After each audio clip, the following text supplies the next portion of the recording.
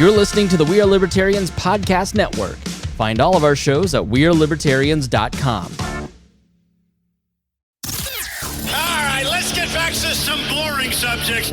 Understand the risk to our country. Freedom brings people together. You're listening to the We Are Libertarians network. Learn more at wearelibertarians.com. Welcome to the Chris Spangle Show. Thank you for being here today. I'm going to have a short little conversation with my good friend Rob Kendall about the Joe Rogan situation. Obviously, there's been some updates. I would also definitely recommend that you go listen to the Pat Down podcast tomorrow. That's the comedy podcast that I'm on with Miss Pat and Dion Curry. And we have an extensive conversation about the N-word. And I think it's really enlightening. I think it's a really good conversation, so you should go check that out. And be sure to check out her special on Netflix tomorrow. Y'all want to hear something crazy? And yours truly is in the first couple seconds. I get like 2 seconds of fame. So thank you to Miss Pat for that opportunity. But be sure to go check that out. So stay tuned as I talk to Rob Kendall about Joe Rogan and what's happening in his situation. This episode is brought to you by Shopify. Forget the frustration of picking commerce platforms when you switch your business to Shopify, the global commerce platform that supercharges your selling wherever you sell. With Shopify, you'll harness the same intuitive features, trusted apps, and powerful analytics used by the world's leading brands. Sign up today for your $1 per month trial period at shopify.com/tech, all lowercase. That's shopify.com/tech. Have I Got News for You is back for another season. Roy Wood Jr., Amber Ruffin, and Michael Ian Black are finding the funny in the week's biggest stories. Have I Got News for You returns Saturday at 9 on CNN and stream next day on Max. Warning. This show is for adults by semi-adults, so the language is sometimes strong and offensive. I don't know what I said. Welcome to the Chris Spangle Show. Our goal is to help you sound smarter while talking to your friends. If you struggle to understand politics, we explain it from an independent, libertarian point of view. With all of the irreverence it deserves, we toss out the screaming heads, put people before political parties, and give context to the news to make you think. Now, here's our host, Chris Spangle, a 15-year veteran of politics and media. Welcome to the Chris Spangle Show. Thank you for joining us here on the program today. My name is Chris Spangle. Thank you for being here, and thank you for supporting us. All of our patrons that support the We Are Libertarians podcast network. We've got the Profiles on Liberty podcast is back. Remzo's podcasts have been better than ever over at On the Run. Brian Nichols has moved to Indiana. Get together with Caleb and Brian hopefully in the end of the month here. So it's great to have everybody close now, and we're going to make Wall fun again. But we can't do it without your financial support, and the 10th anniversary is coming up here on March 8th. We will be 10 years old as a podcast network, and we are asking you to support us $10 for our 10th anniversary in our Patreon. You just go to joinwallplus.com, WAL plus, joinwallplus.com. And sign up. Thank you especially to our $100 a month members, Casey Feldposh, Lars Nordskog, Jake Edel, Matthew Durbin, Reinhold, Christy Avery, and Jason Doolittle. And today I'm going to talk to my friend Rob Kendall, whom nobody likes, I barely tolerate. He's a very annoying person to people who live in Indianapolis. And you're going to hear more from Rob on Thursday as we talk about how he holds local government accountable on his local radio show on WIBC, but he was so gracious to have me on. He begged me, really, to come on, because his ratings are so low that he needed somebody to juice up the ratings, and who better than the sixth largest libertarian podcaster in the world in me. So Rob had me on to talk a little bit about Joe Rogan and just ask my point of view on it, because, I mean, as I mentioned in the intro, the misinformation stuff and the N-word stuff are two different things, right? Like, there's a clear moral stance on whether or not a white person should say the N-word. I don't think you should say it. for all the reasons that you're going to hear in the Pat Down podcast tomorrow. It's fully articulated there. I don't have time to go into it now. If you disagree with me or agree with me, I'd love for you to go hear that discussion, because my two co-hosts especially make some really good points about it that are very thoughtful. I think Joe Rogan has the right to interview anybody and everybody he wants. I just don't think you should say the N-word while you're doing it. And Dion talks about the trade-offs. He's like, you can say it, but the trade-offs are really high. The costs are really high if you do it, and everybody's known that for a very long time. But the new thing surrounding free speech is the misinformation conversation and, the concept of canceling Joe Rogan, and that's what Rob and I get into.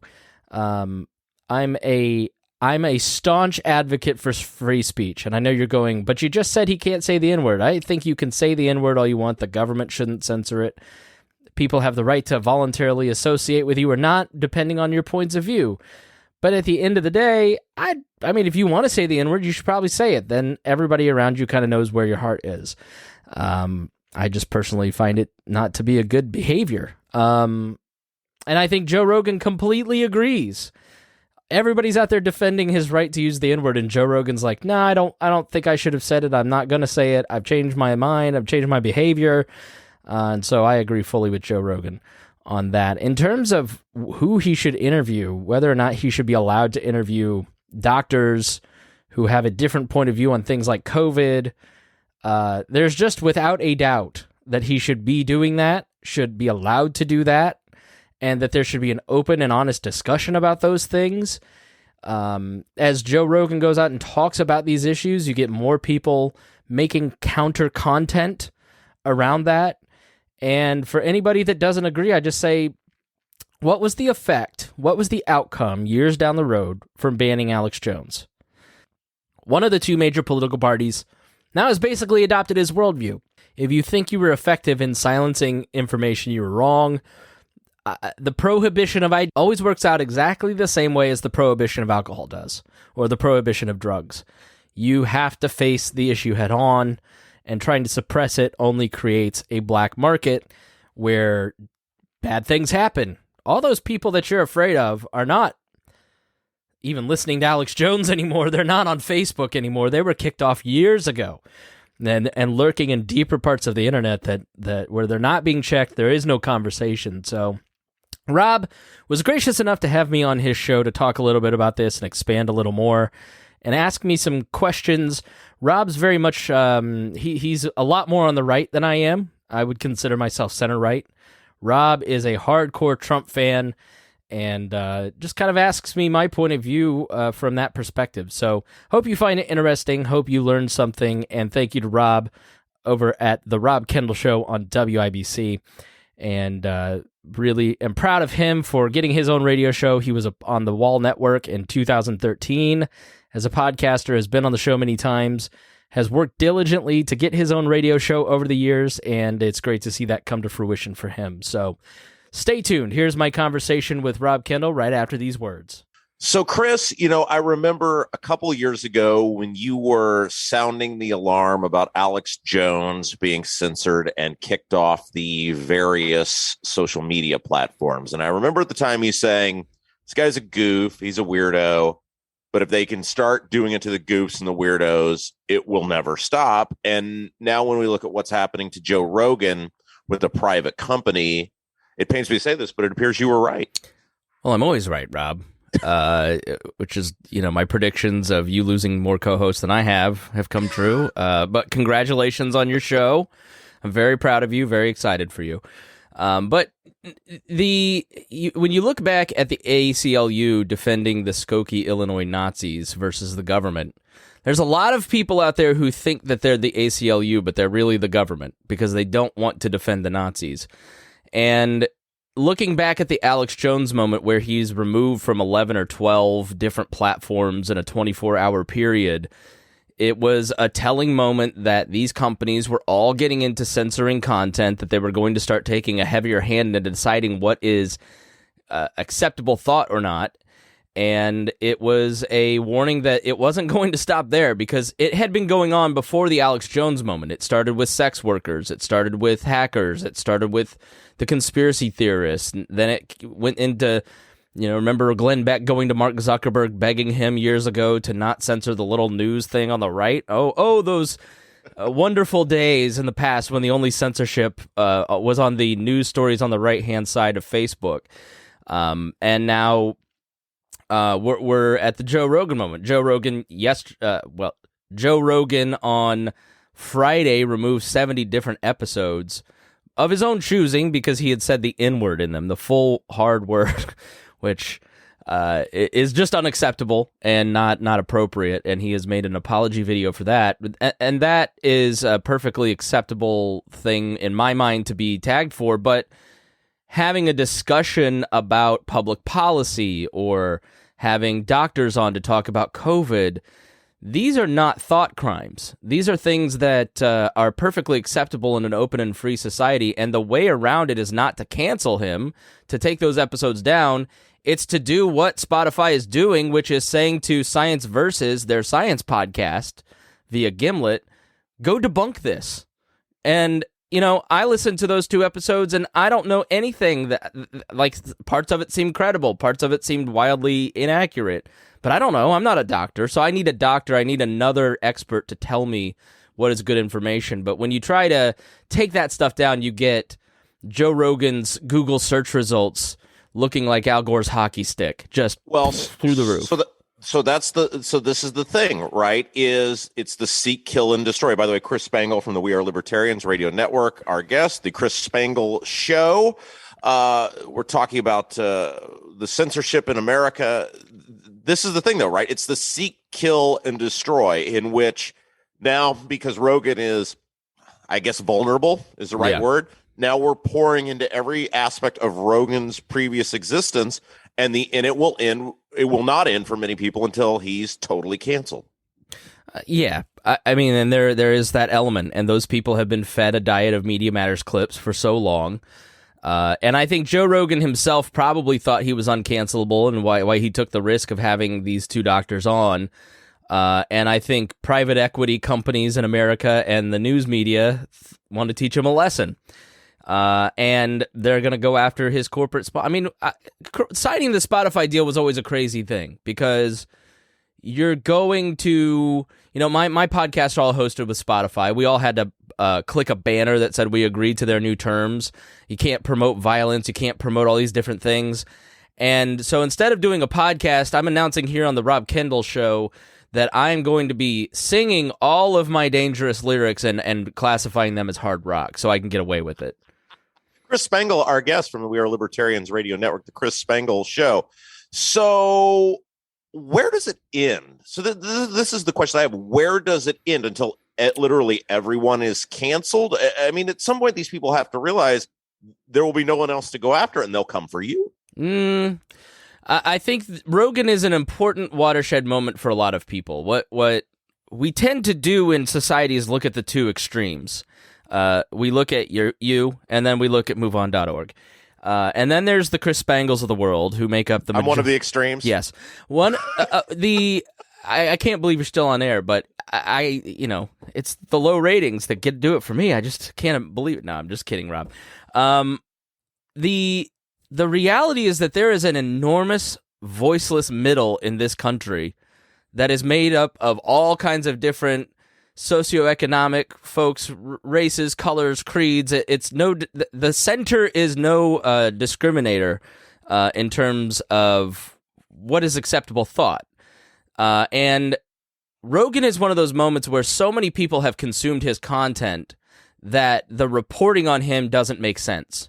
So when the New York Times or CNN report on Joe Rogan and talk about him being a white supremacist and an alt-right extremist, it doesn't make sense to people because he's so widely viewed.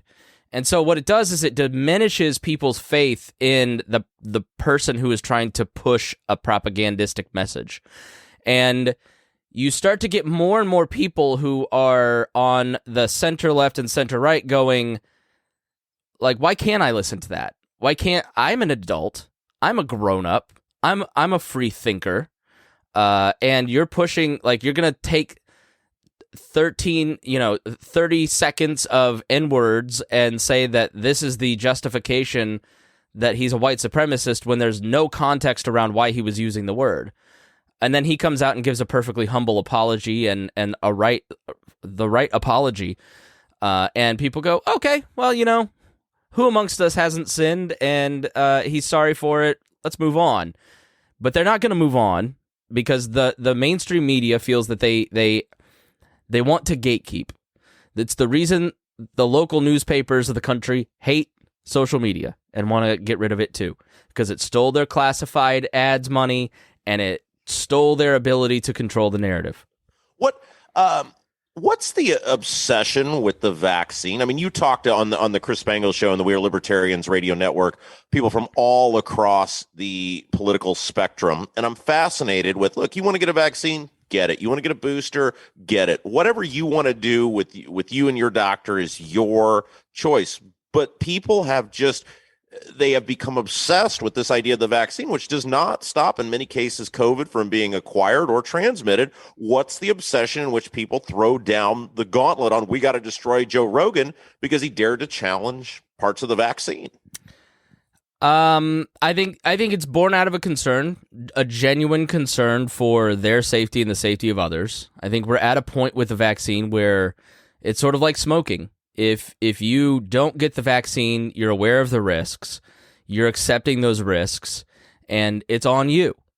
But I think they were fed a steady diet over the summer of something that now is clearly not true because of Omicron, that, here I am with my third infection, that if you get vaccinated, that you are not going to get COVID again, and it's going to stop the spread. America's response to COVID has all been about stopping the spread. It was never going to work. With the coronavirus, it was clear to many of us from the beginning. But that doesn't matter if you've just kind of observed the narrative and you haven't really looked into alternative information, right? And the vaccine is, I think it's partially out of concern for themselves and others. It's partially out of the anger that they can't control other people's choices. If you're a person that thinks that the government is an all-powerful entity that never makes mistakes in general, or that it's the collective good, we're all in this together, then you just can't believe that somebody wouldn't do the quote-unquote right thing. Nevertheless, that there are a lot of people out there who have their own set of issues that mean that they can't get the vaccine, and that one-size-fits-all doesn't work for everybody. And not allowing those people to make those choices, I think is a mistake. And when you mandate something, you create resentment and backlash. You make those people who are hesitant to begin with immensely less likely to do the behavior that you'd like them to do. And that's what we've seen. And so we're now just sort of in this culture war death spiral of, I'm not going to get it, even if I'm, I saw a organ transplant person on there. He's like, this is about freedom. I'm not getting it. If I don't get my organ, then so be it, because I'm making a stand. I think that's kind of crazy. That's his choice to make, but that's how deep set this argument is, which is wild. Chris Spangle from the We Are Libertarians radio network, the Chris Spangle Show. Our guest, couple minutes left with him. It's interesting, too. We talk about censorship and this idea of trying to cancel anyone and everyone we don't agree with. Something's happened to you and the We Are Libertarians network in which they are finding videos and memes that you guys posted from years ago, and you're getting strikes against those. That to me is... as someone who doesn't super understand or embrace technology, super scary. I think they're taking a hammer to a problem that requires a scalpel. The We Are Libertarians podcast network and my show, The Chris Spangle Show, have tried to be voices of reason in a crazy time and examine things from a fair perspective. You take the January 6th incident. There are some violent insurrectionists in that crowd. There was also a large crowd of people that were there because they felt democracy was being threatened. If you take a Black Lives Matter rally, there's a lot of people there that are there for perfectly reasonable reasons and trying to fight for injustice. And then there's a lot of people who want to steal things and sell it on Facebook Marketplace. There's nuance to the world. And what social media has done is trying to just it's like guilt by association, because I've got libertarian in the headline of my network. My Facebook is useless. We've got 100,000 people. I'm lucky to get 500 people seeing any post. Our Twitter is shadow banned. You can't find us if you search for us. My personal Twitter is the same way. Our Instagram is completely worthless because it gets no organic growth. Our YouTube has been demonetized. And so even if you are a person that is trying to be responsible and give responsible facts, and we had people that were at the January 6th incident, for instance, and played some news clips, well, those videos got taken down for inciting hate speech and nurturing hate groups when we were doing the exact opposite. And then when you appeal, nobody actually reads your appeal because they're so overwhelmed because they've hit so much stuff. Our Facebook group, which was the driver of all of our, activity and revenue, was removed because I had posted a meme of Jeffrey Dahmer at Five Guys saying this doesn't taste like Five Guys. And this is from years ago, right? This was posted in 2017, and last year they took it down and deleted our group because I was inciting violence. In a private group that the people in it goes back to the old radio days of 2000s and Janet Jackson and community standards. My community thought that was a funny joke, but the FCC of the internet didn't think that it was a funny joke. And I get that I'm on their property, but there's no sense of humor. There's no nuance. They fact check a meme the other day because what was it? Gas prices weren't $1.86 when Trump left; they were $1.89, and they covered up the text of the meme with a fact check bubble. It's just stupid. Well, and we've gone back and forth on this because, as you know, I am hyper offensive to many, many people on social media. Me, and, I'm never. Yes, you amongst many others. Pretty much every group. I am the last media and political figure in this town that will even talk to you. Yeah, even Hammer and Nigel hate you. And we pointed out, I've never been banned. I've never been, struck down. I've had one thing in all the years of all the offensive things I've said that they've said, well, that violates our standards, but nothing happened to me. And I hypothesize it's because I'm so mean to Republicans in most of my posts that there's somebody on YouTube and Facebook that goes, the guy's horrific, but just let him go. It's that you don't post memes. Memes are incredibly effective in this day and age. We are not governed by ideology. We are not governed by deep thinking about policy issues. We're not even really governed by political parties. We're governed by narratives. We're governed by an overarching sense about a topic that we have gleaned from posts on social media and memes. And Donald Trump understood and understands this implicitly. The right does. And Joe Biden just can't get it. He thinks his poll numbers are sinking. Let's get a third cat. And that's what's going to save me. Because he thinks politics is still the West Wing from the TV show. And so because memes are incredibly effective, they have really doubled down in the last few years on, I bet there's not a month that goes by that I don't get something taken down from years ago that we posted that, is totally benign. I got a strike the other day for a guy who had a bleach bottle in his behind, and it was making fun of Donald Trump, but it was going to cause someone to do that. So it's just silly. So I think it's because memes are really effective. It's how we built We Are Libertarians. And they have really cracked down on that because you just cannot have something that is just educating people in such an irresponsible manner, Rob. You can't use humor. Chris Spangle from the We Are Libertarians radio network, the Chris Spangle Show, our guest. A couple local questions here before we let you go. Mm-hmm. Why will the local media never, ever, ever, ever, ever challenge Eric Holcomb or anyone associated with him? What is it? I'm sure you have your thoughts. My immediate thought is that there's no financial incentive to do so, in that the audience watching doesn't care. They don't really know who Eric Holcomb is. They don't really know who the governor is. They don't really have a juicy controversy. Eric Holcomb, has never, to my knowledge, accidentally, hasn't had a young boy or a young girl problem. So there's nothing juicy there to get people interested. And all of these local media outlets are run by hedge funds and private equity firms. When you walk into the Star's newsroom, there's a giant bay of TV screens showing what was the most clicked article. They're clickbait mills. And so if you are trying to serve clicks to drive profit for your private equity overlords, then you're not going to report on Eric Holcomb. You're going to report on the Colts. You're going to post a Pat McAfee clip. You're going to post the thing that you know gets clicks. And it isn't America's strategy for helping the homeless in a night of 8 inches of snow. People don't care about that. They want something that is immediately, digital content is all about immediate context and an overt, visceral reaction. And the Indianapolis Star, the local TV stations, they're no different. It's only the IBJ that is run by some, rich libertarians that says we're going to give people their vegetables too, and has become, despite their poor choice in political columnist, Rob, they do a really good job of reporting the full spectrum of news and holding people accountable.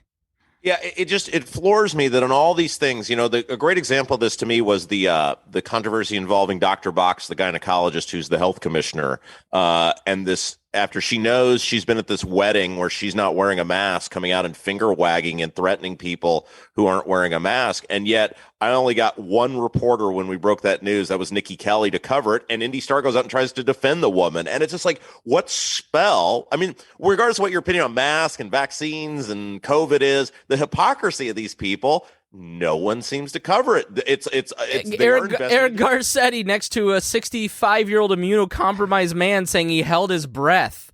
Like, okay, you didn't inhale. The desire to not look like a Republican is stronger than anything else. Like, people will say and defend crazy things to not look like a Trump supporter in this day and age. And I am not a Trump supporter. You know that. I'm going to have you on my show and ask you to apologize for him. And you're going to do the other kind of apologies for Trump. But the reality is that... No, wait a second. We're DeSantis people in this household now. Okay, yeah, I know. It's crazy to see all these people encouraging the DeSantis-Trump fight, not realizing that Trump is the centrist in that argument on vaccines and lockdowns. But DeSantis said exactly what I've said all along. Donald Trump and his CDC are the ones that issued the lockdowns. Like, this guy is responsible for it, and none of you Republicans wanted to take responsibility for it till now. So I'm happy for it. But yeah, the reality is they'd rather not look like Trump-supporting Republicans because they've spent so much time demonizing these people. And there is a very strong incentive in this country to not let anyone save face. You especially Republicans, like, it's a joke that Liz Cheney is the one held accountable by the Republicans for January 6th. It's laughable. And I'm sure your audience hates that I said that, but I don't care. It's a joke. And so there's a strong desire in the media to make that crowd of people finally admit that they've done something wrong. You saw it with Bush for years. Admit that the Iraq War was wrong. Say what was one thing you did wrong? And he never would, and it drove them crazy. It's what drives them crazy. So it's probably like it's disconcerting to them that Joe Rogan goes, yeah, man, I messed up. Sorry about that. It's a great point, and I'd love to have you back on soon to continue this conversation, because I'm sure censorship will not stop. In the meantime, where can people find We Are Libertarians and the Chris Spangle Show? WeAreLibertarians.com, and search for it in any podcast directory. You've grown on me over the years, and I hate to admit that, but you're useful. We'll have you back. I'm your mole. What can I say?